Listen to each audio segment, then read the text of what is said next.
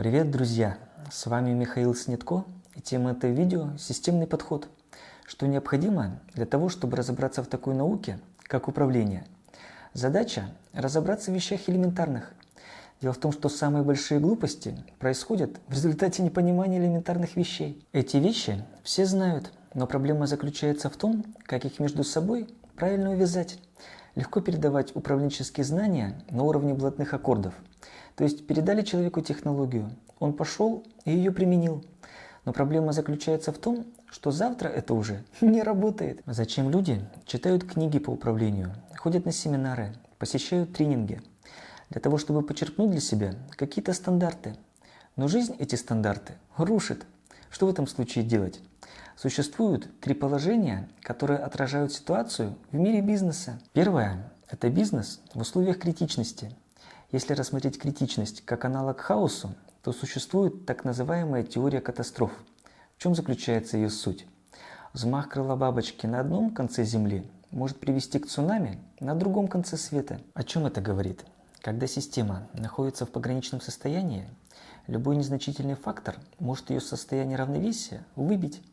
Например, вышел какой-нибудь политик, ляпнул какую-то херню, и рынки начали рушиться. Или вышел какой-нибудь гений из избушки на курьих ножках, вынес новую технологию, которая меняет целые отрасли, и на рынке обвал.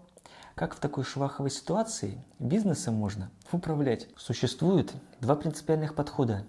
Раньше традиционная система управления строилась на том, что был предприниматель, и все риски ложились на его плечи, с него был весь спрос. Когда компания функционировала не на пределе, то первое лицо эти риски мог на себя легко взять. Но когда у компании возникают критические риски, когда бизнес существует в условиях хаоса, то предпринимателю эти риски важно уметь распределять. О чем это говорит? Это говорит о том, что роль каждой личности в компании возрастает. Это не только рост прав личности, но и рост ответственности каждого работающего в компании сотрудника. Как управлять бизнесом в условиях хаоса? В советское время была популярна авоська, которая состояла из веревки, завязанной узлами так, что образовывались ячейки, вследствие чего нагрузка распределялась между всеми узлами равномерно. Что можно уподобить этим узлам в бизнесе? Это люди, которые берут на себя часть ответственности. Что необходимо сделать, чтобы такой подход в компании реализовать?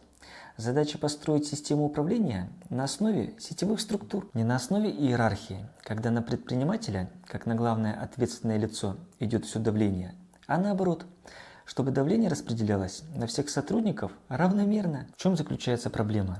Дело в том, что современная наука управления напоминает такое эзотерическое знание, где есть посвященные и профаны. Получается, что если человек профан, то он вынужден приобретать знания у посвященного. Поэтому первичная задача заключается в том, чтобы не покупать у инфо-цыган блатные аккорды, а своими силами складывать собственную управленческую музыку. Почему на сегодняшний день технологии управления являются закрытыми? Потому что это реальный стратегический ресурс их владельцев.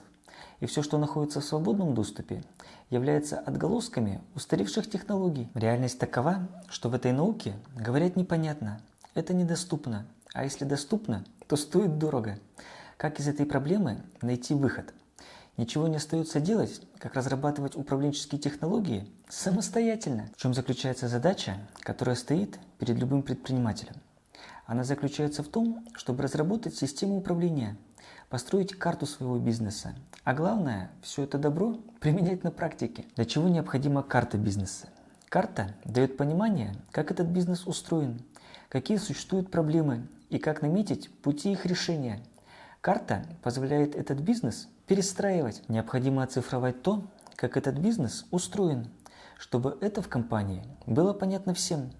Когда речь идет о карте бизнеса, мы говорим о существующей действительности и той реальности, которую мы намерены реализовать. В начале 20 века первое, чему научилась в систематическом виде наука управления, это распределять между людьми производственные работы, после чего отделять саму работу от управления этой работой. Поэтому первичная задача – это описать то, чем мы управляем.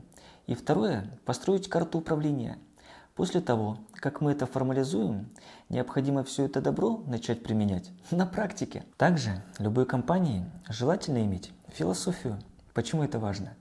Это является той кнопкой, которая запускает механизм исполнения регламентов, когда миссия задает дух исполнения этих принципов. Что делает корпоративная культура? Она формирует ментальную среду. Карта бизнеса важна, но карта бизнеса без правильной среды работать не будет. Эти вещи должны быть сбалансированы. Также существует инженерный взгляд на предприятие. В чем он заключается? Когда предприниматель смотрит на специалистов, работающих в его компании, не как на личности, а как на функции. Существует также и человеческий взгляд на предприятие. Но в чем заключается проблема? Дело в том, что технологий управления персоналом существует больше 1000, причем все они друг другу противоречат. Какие существуют плюсы? Это богатство выбора. Какие минусы? Во всем этом многообразии приходится разбираться методом тыка. В этом кроется основная проблема, а именно непонимание того, как устроен человек. Дело в том, чтобы кем-то управлять, было бы неплохо понимать людей. Но на сегодняшний день единого представления о том, как устроен человек, нет.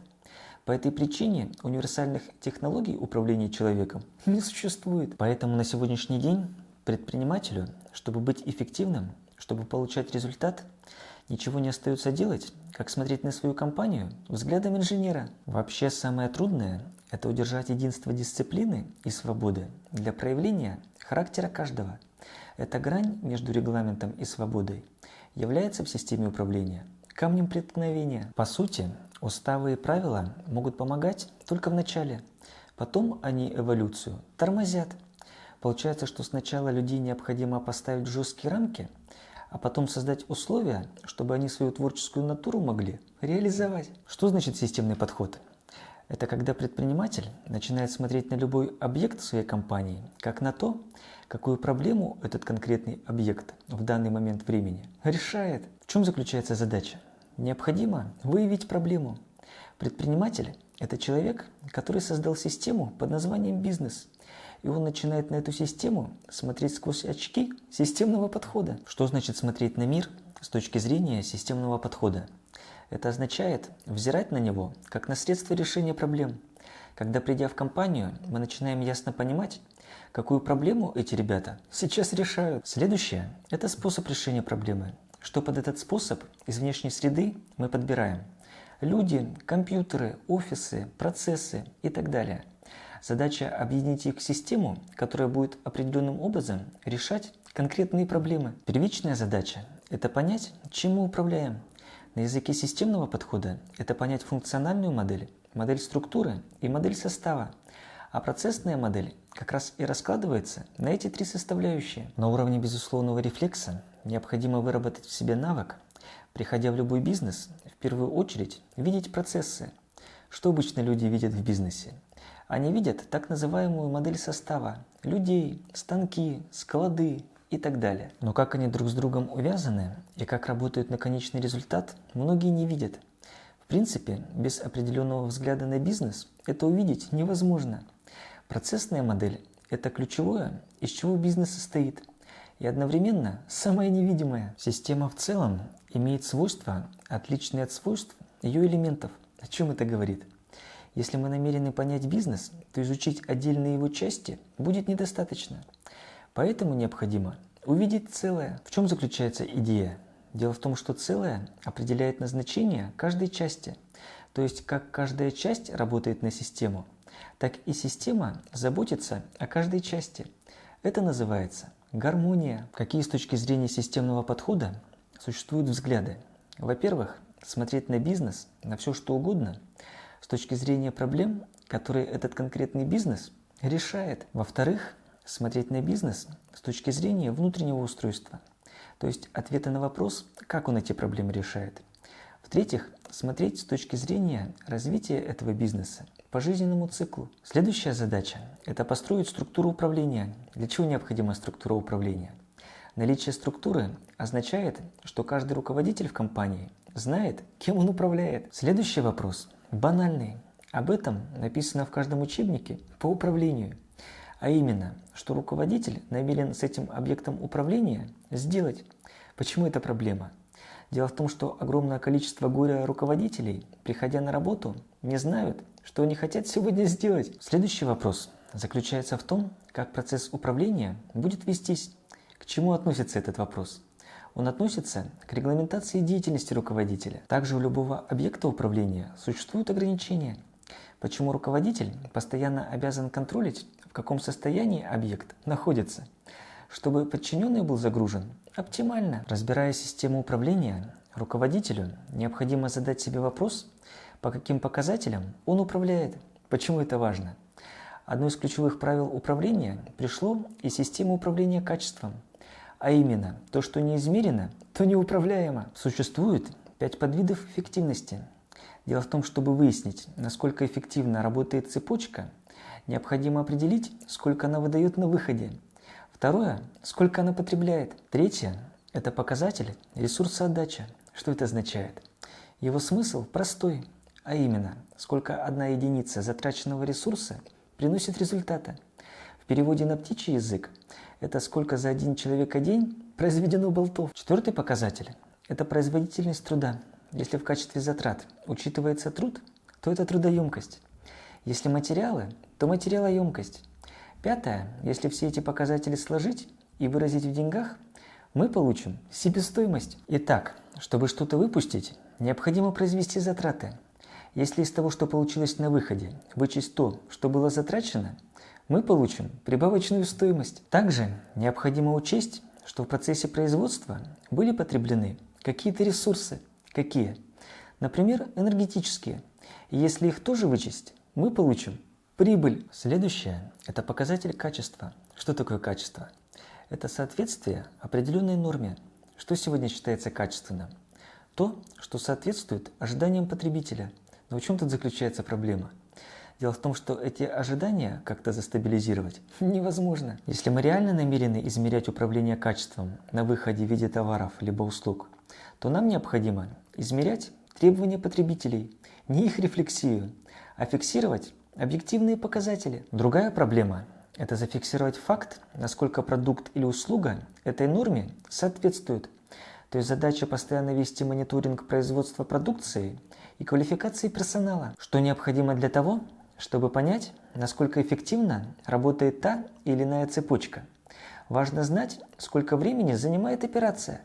Во-первых, сколько времени, и во-вторых, к какому сроку компания должна продукт выпустить. Также важно измерять пространственные характеристики. Что в них входит? Первое – это внутреннее пространство предприятия. Другими словами, где находится склад, где стоит станок и так далее. Второе – это управление контактами в области поставок и продаж. Третье – это общерыночное пространство. Что это означает? С точки зрения экономических выгод, это то, куда у предпринимателя могут дотянуться руки. Также существует ключевое правило работы с системой показателей. Что это за правило? Это правило полноты. Что оно подразумевает? Оно подразумевает, что каждое управленческое решение включает в себя все типы показателей, а именно времени, пространства, эффективности и качества. Что произойдет, если руководитель своему подчиненному один из параметров, например, качества, не задаст? Подчиненный этот параметр качества задаст самостоятельно. И получится, что руководитель этим показателем не управляет. Что для соблюдения полноты показателей необходимо? Необходимо задать четкие приоритеты, потому что невозможно достичь одновременно хороших результатов по всем показателям. Поэтому для бизнеса необходимо выработать конкретную систему приоритетов. На языке управления эта система приоритетов называется позиционирование. И все наши бизнесовые планы будут прописываться, исходя из позиционирования. Например, возьмем план отгрузки и план продаж. Это два разных плана, и согласовываются они с разными людьми, с разными подразделениями. Также, например, как и план оплат и план поступлений. Точка согласования финансиста и бытовика – это план поставки и план поступления. Именно здесь и принимается плановое решение. Но результат этого планового решения разносится по разным документам. Один идет в финансовую структуру, другой – в бытовую. В чем заключается особенность? Чем более конфликтная точка, тем более важна формализация плана. Поэтому крайне важно из всех планов выбрать наиболее конфликтный, который управление разрушает. Что такое формализация? Это то, как компания идет к согласованию плана, как создается план поступления денег, как готовится план отгрузки. Но главное, как потом все это добро согласовывается. У одной и той же цепочки в разное время может быть разное начало планового цикла. Например, запланировали квартал от сбыта, но сбытовики напряглись, и мы понимаем, что заказы выполнить не можем. И начинается планирование от производства. Поэтому в каждом плановом периоде можно весь цикл планирования пересматривать. Но очевидно, что нельзя после каждого чиха начинать все пересогласовывать заново. Какой из этого существует выход? Первый способ является сферическим в вакууме, когда компания проходит по всем плановым показателям с максимальной точностью. Второй способ – это метод совокупного планирования. Что он позволяет сделать? Он дает возможность все точки планирования согласовать. Следующая задача – это создание модели, которая отражает все ключевые функции управления. Собственно говоря, первое измерение – это цепочка, которая описывается тремя функциями. Что это за функции? Снабжение, операции и сбыт. Что необходимо сделать дальше? Задача – произвести анализ. После того, как анализ был произведен, важно понять, где компания находится. После чего ставится цель и прокладывается путь к достижению этой цели. Что необходимо сделать, когда компания определила путь? Задача – проанализировать, туда ли она идет. После чего необходимо посчитать план-факт, то есть сравнить этот план с реальностью. Соответственно, у нас еще добавляются 3 управленческих действия. Что это за действия? Планирование, учет и анализ. Также существуют различные по уровню важности планы управленческих действий. Что означает тактический уровень принятия решения? На языке бизнеса это конкретные ежедневные действия. В чем заключается проблема? Все упирается в то, как эту стратегию реализовать. Для этого существует промежуточный уровень, который называется оперативным управлением. Задача – научиться чувствовать, как конкретные ежедневные действия приводят компанию к достижению цели. Итак, существует стратегический уровень, оперативное управление и тактика, что необходимо сделать с ключевыми функциями. Задача их – задокументировать, то есть должен быть отражен результат их исполнения. Также для каждой ключевой функции необходимо разработать процедуру аудита. Что необходимо сделать дальше? Задача по разработанным внутренним аттестационным методикам начать качество этих функций оценивать, после чего появляется возможность построить матрицу функций. Отсюда вытекает следующий вопрос. Кто эти функции будет выполнять? По каким должностям компания эти функции будет распределять? После того, как за каждой функцией будет закреплен ответственный, каждый человек в компании будет знать, какие функции он выполняет. При этом ни одна функция не останется нераспределенной, и одна и та же функция не окажется распределенной дважды. Все ли функции необходимо выполнять? Как у врожденного ребенка, так и у взрослого человека существует один и тот же джентльменский набор функций, только у ребенка они находятся в зачаточном состоянии. Так и в бизнесе развивать необходимо все функции, только в случае малого бизнеса это все находится в голове у одного человека, который этот бизнес организовал. Когда компания вырастает до таких размеров, что предприниматель со всем этим богатством функций справляться перестает, этими функциями можно начинать делиться. Другими словами, выстраивать в компании системный подход. На этой оптимистической ноте предлагаю данное видео закруглять. Что необходимо для того, чтобы системный подход в компании реализовать? Для начала можно начать с осознания того, что если хочешь иметь то, чего никогда не имел, придется заниматься тем, чем никогда не занимался. Подписывайтесь на канал, нажимайте колокол, чтобы не пропустить следующий выпуск. Высказывайте свою точку зрения в комментариях, ставьте лайки и увидимся в следующих видео. Пока!